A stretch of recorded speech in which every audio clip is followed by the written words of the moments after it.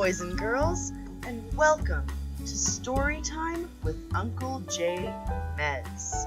Now, the book that we're going to be reading today is called A Day in the Life of Marlon Bundo. It's written by Marlon Bundo with Jill Twiss and illustrated by E G Keller. Let's get right into it. A Day in the Life of Marlon Bundo, read by Uncle Jay MeZ. Hello, my name is Marlon Bundo, and I am a bunny. I live with Mom, Grandma, and Grandpa in an old stuffy house on the grounds of the U.S. Naval Observatory. That's because my grandpa is the vice president.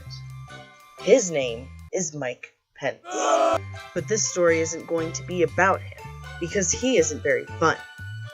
This story is about me, because I'm very, very fun. This is the story of my very special day. My very special day started out like every other day. I woke up all alone. Then I ate a fine bunny breakfast all alone. While I watched the news all alone. You see, sometimes stuffy houses are also lonely. After breakfast, I hopped to the garden to look at the flowers and say, "Hello down there," to the bugs. "Hello, Phil." "Hello, Dennis." That is when I saw him. He was a big fluffy bunny with the floppiest floppy ears and the bushiest bushy tail. He was bunny beautiful. I was standing still, but being near him made me feel like my heart was still hopping. "My name is Marlon," I said, "but my family calls me Botus. It's short for Bunny of the United States. It's a long story." "My name is Wesley, and my family calls me Wesley," said Wesley. Wesley and I hopped together all around the garden. We hopped over daisies. We hopped over tiny carrots that weren't ready to grow up and be lunches yet. We hopped over Phil and Dennis. Once we had hopped through every part of the garden, we didn't want to stop hopping. So we hopped right inside the old stuffy house. We hopped up and down the creaky stairs and made beautiful creaky stair music together. We hopped through the kitchen and maybe left a few bunny prints. We hopped through very boring meetings with very boring people. It was a very good hop. It was the best hop. And I realized something. When I hopped with Wesley, my old stuffy house didn't feel lonely anymore.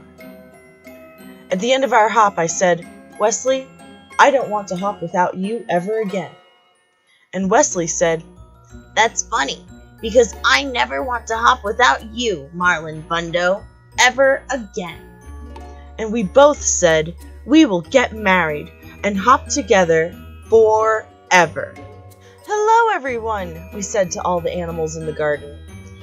"Hello, Phil and Dennis the bugs, and Pumpernickel, who is a badger, and Scooter, who is a turtle, and Dill Prickle, who is a hedgehog, and Mr. Paws, who is a very good dog. Hello, all of you. We are getting married so we can hop together forever." Aww. "Hooray!" said Phil and Dennis the bugs, and Pumpernickel, who is a badger, and Scooter, who is a turtle, and Dill Prickle, who is a hedgehog, and Mr. Paws, who is a very good dog. "Hooray!" said all of our friends, because that is what friends say. "Wait!" said a scary voice. "You can't get married." We looked around and saw that the scary voice was coming from the stink bug. Let me tell you a little bit about the stink bug. The stink bug was in charge. He was important. None of the other animals could quite work out why he was in charge or how he was important. But he was. And that meant he made the rules.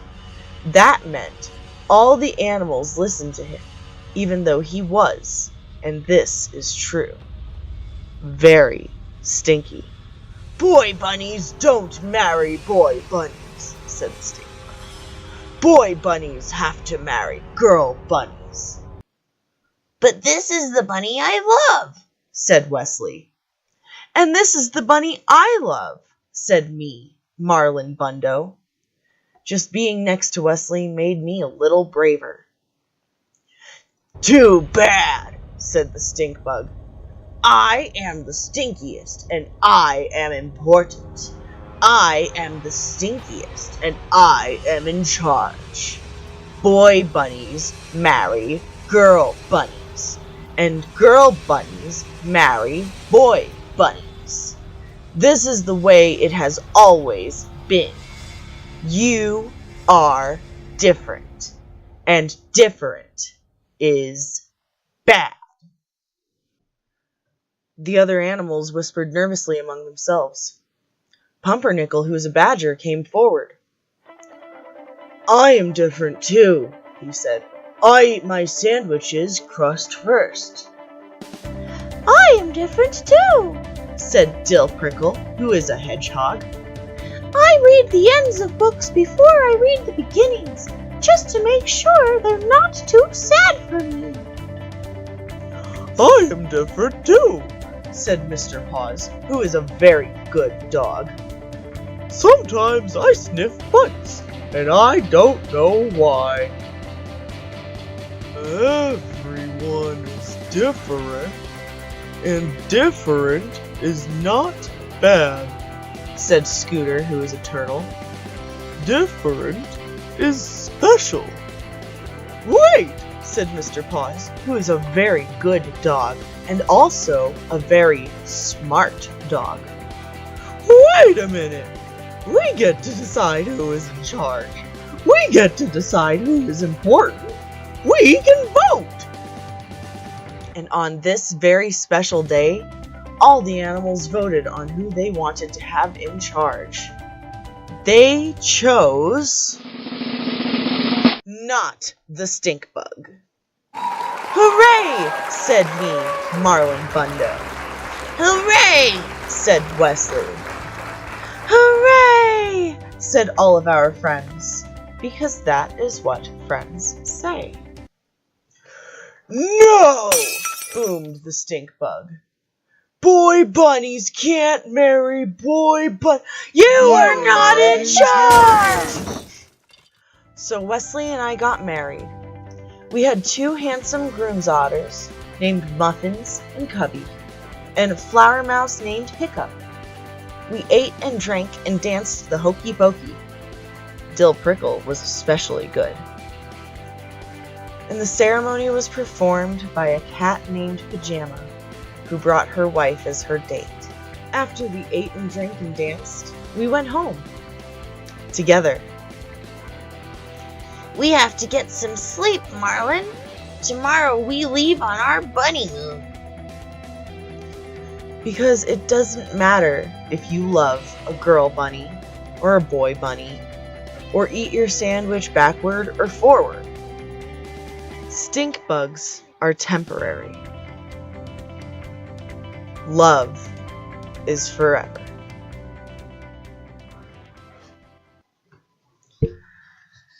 That is a day in the life of Marlon Bundo. And I think there are 2 fundamental things that need to be taken away from this book. And I do think this book should be read to everyone.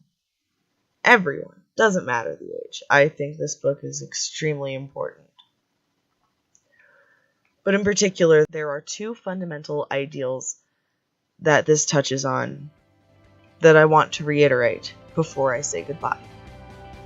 The first is that it doesn't matter if you love boy bunnies or girl bunnies, or eat your sandwiches backwards or forwards. Everyone is different, and different is special.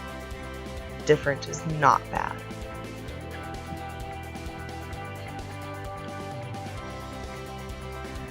The other